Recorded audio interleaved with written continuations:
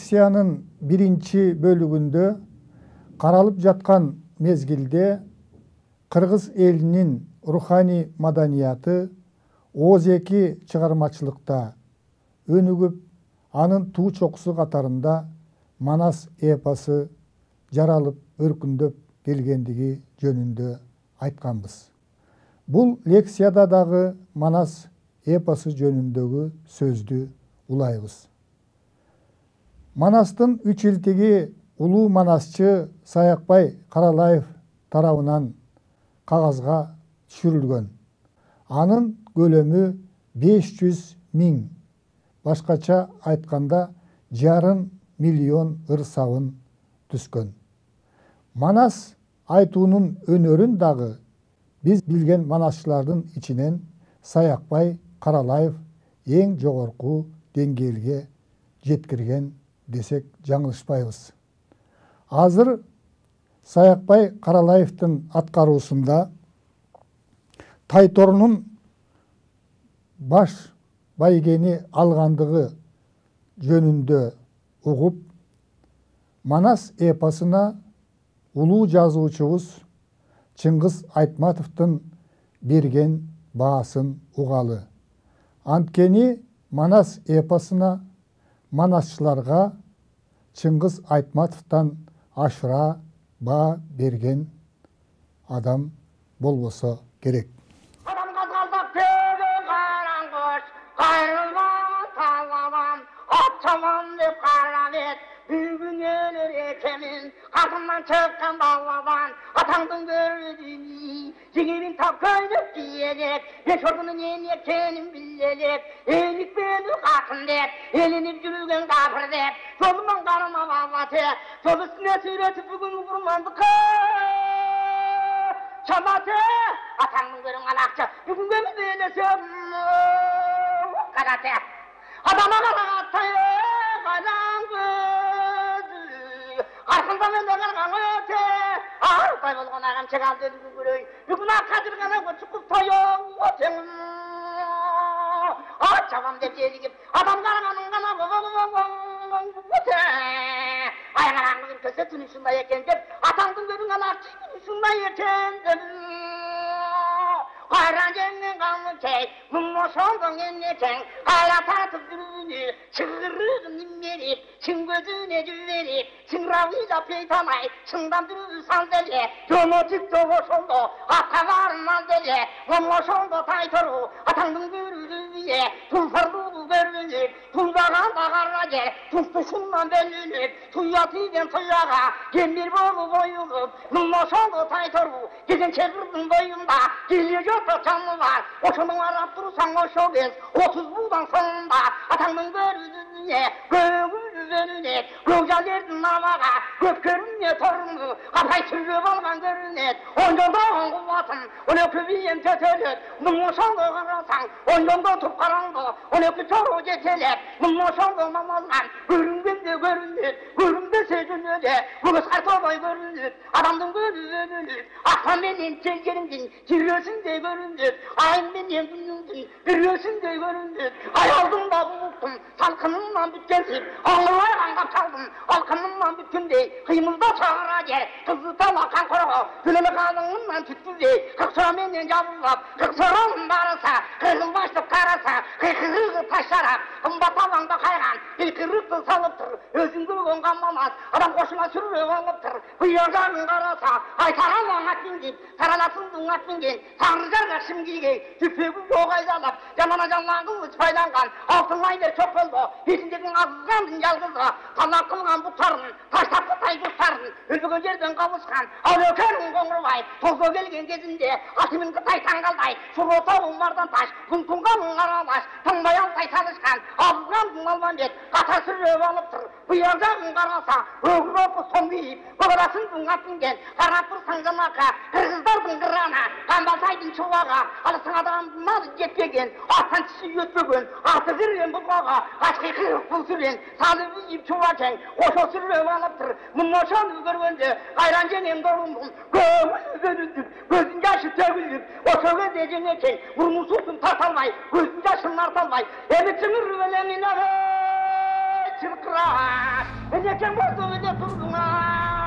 Bırak bastı.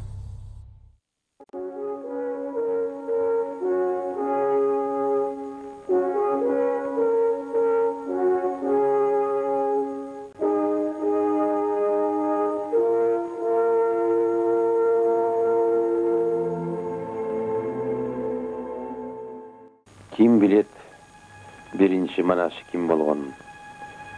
Biz elbis, jurtbuz.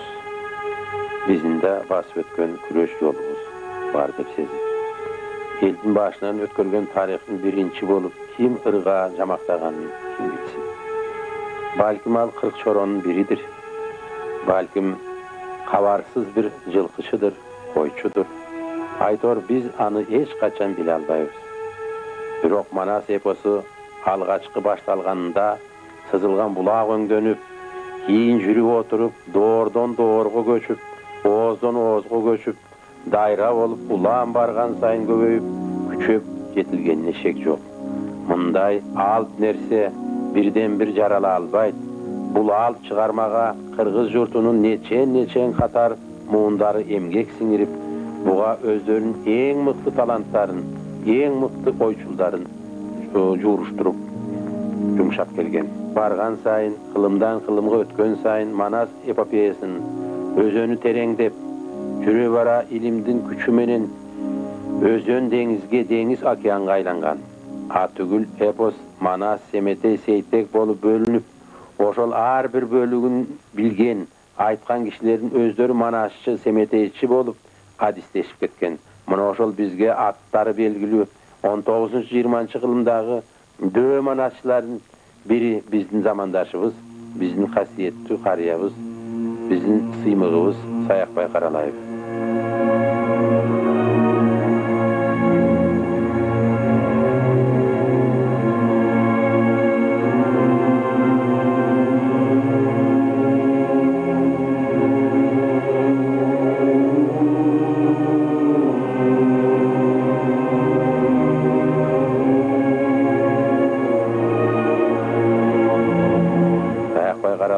Zamanında Manas jogoruda aytılganday okean doğrun sürüp turgan çağında bizge tuş boldu.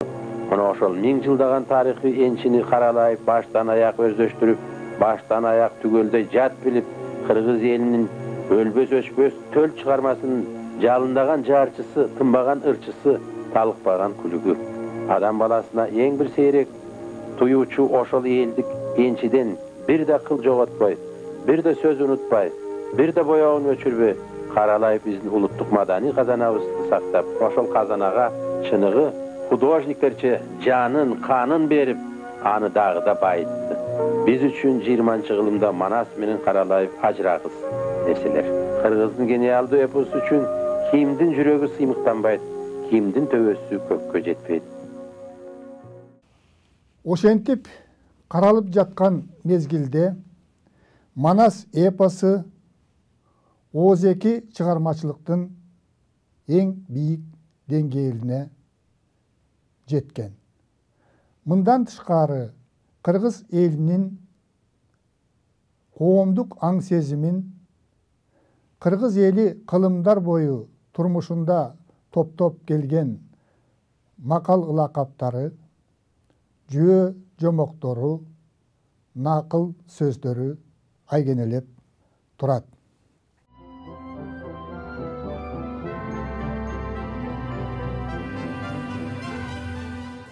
Emi karalıp jatkan mezgildegi Kırgızdardın madaniyatının başkı görsetküçlörünün biri bolgon agartıçılık kıymılga jana bilim berүүnün awalına toktololu.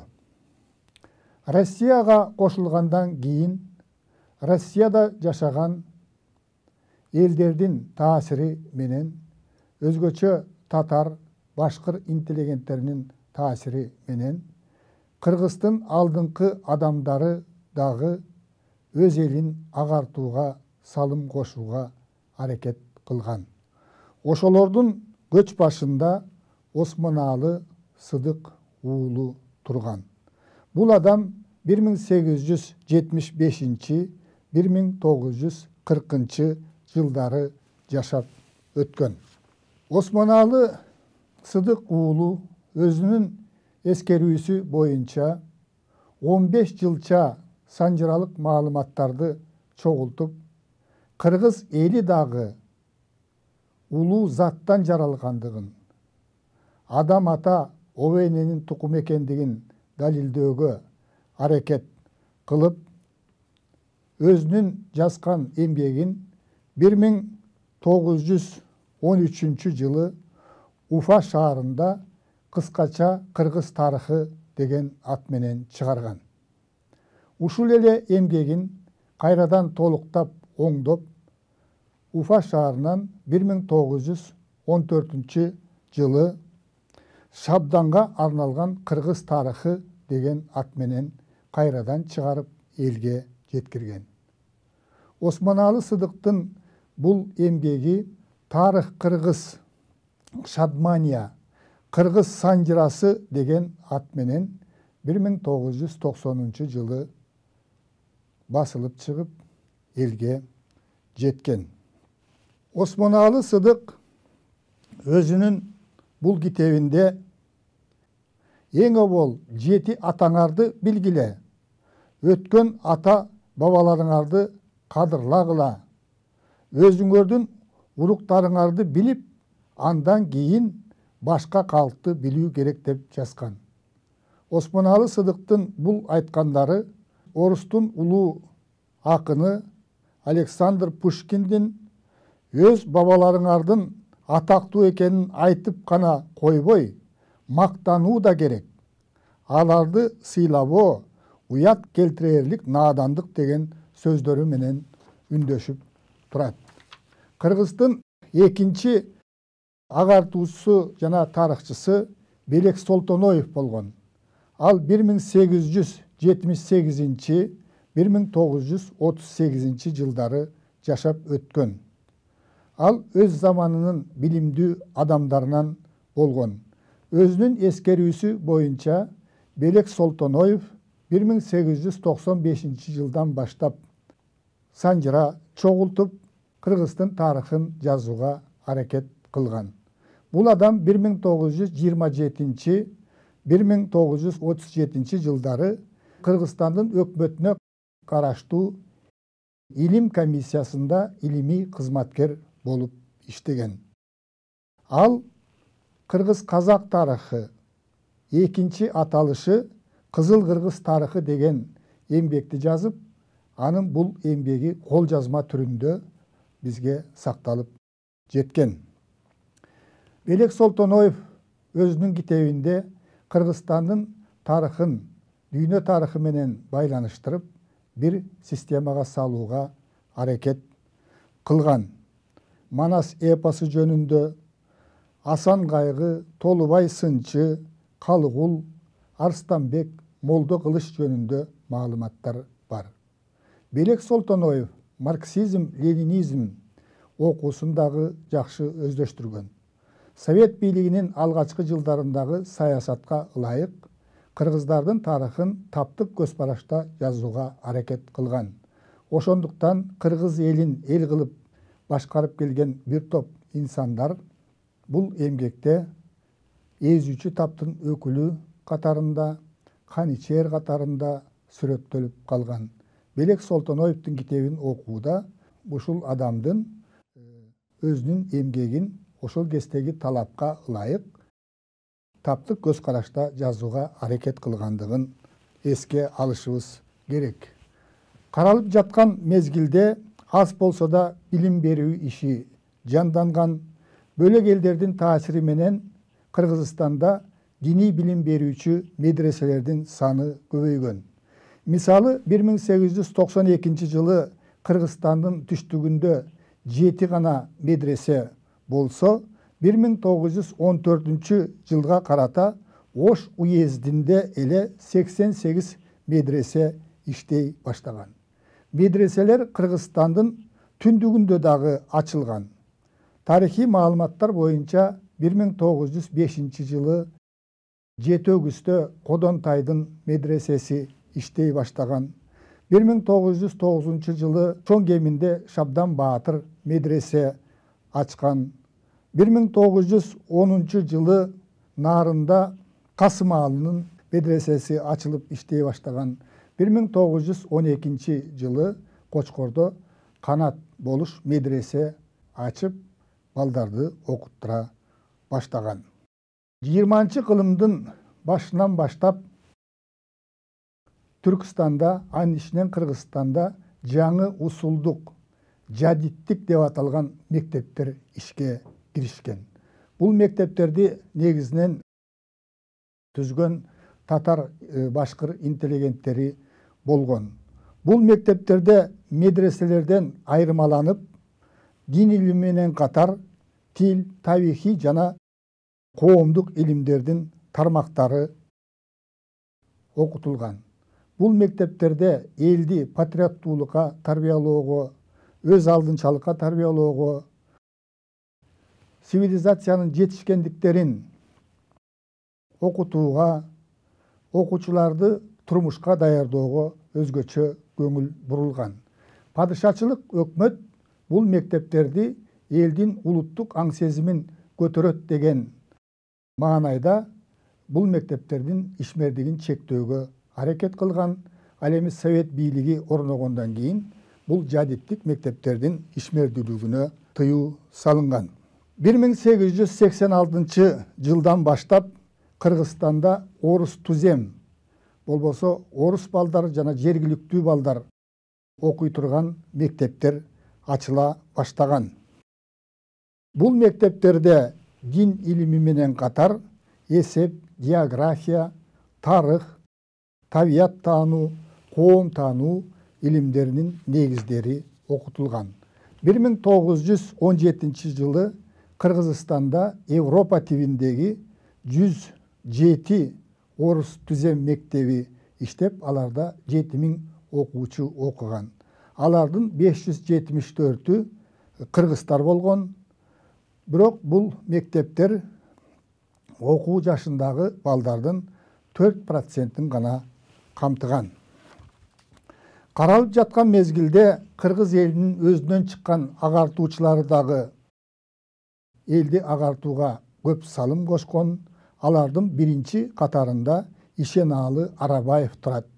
Ал 1882-1934 жылдары жашап өткөн. 1900-1910 жылдары Ишенаалы Арабаев мектептерде мугалимдик кылган. 1910-13 жылдары Ишенаалы Арабаев Оренбург, Уфа, Казан шаарларында билим алган. Совет бийлигине чейин эле 1911 жылы ал Уфадан Алипбе жана төтө окуу деген китебин чыгарган. 1912 жылы анын жазуу өнөрү деген китеби Оренбургдан басылып чыккан. Педагогтук жана окумуштуулук ишмердигин ал совет доорунда дагы уланткан.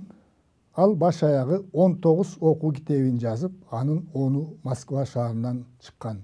Тилекке каршы Ишенаалы Арабаев улутчул катарында түрмөгө камалып, 1934 жылы Ташкентте түрмөдө каза болгон. Кыргыздардан чыккан агартуучулар Алдаш Молдо, Ибраим Абдрахманов, Дүр Сооронбай уулу, Үмөт Молдо өңдүү агартуучулар кыргыз элин агартууга көп салым кошкон. Мисалы, Дүр Сооронбай уулу 1898 жылы Токмокко жакын Сайлык деген жерде орус түзем мектебин ачып балдарды окуткан. Агартуучулардын эмгегинин натыйжасында мектептердин ачылышынын негизинде кыргыз жаштары дагы, кыргызстандыктар дагы билим ала баштаган. Тарыхчы окумуштуу Жамангараевдин изилдөөсү боюнча 1917 жылга карата кыргыз элинин 7,8% сабаттуу болгон. Демек, каралып жаткан мезгилде Кыргыз элинин руханий маданияты негизинен ооз-эки түрдө өнүгүп, Россияга кошулгандан кийин жаштарга билим берүү иши аз болсо дагы колго алынган. Бул ишке кыргыз агартуучулары колунан келишинче салым кошкон.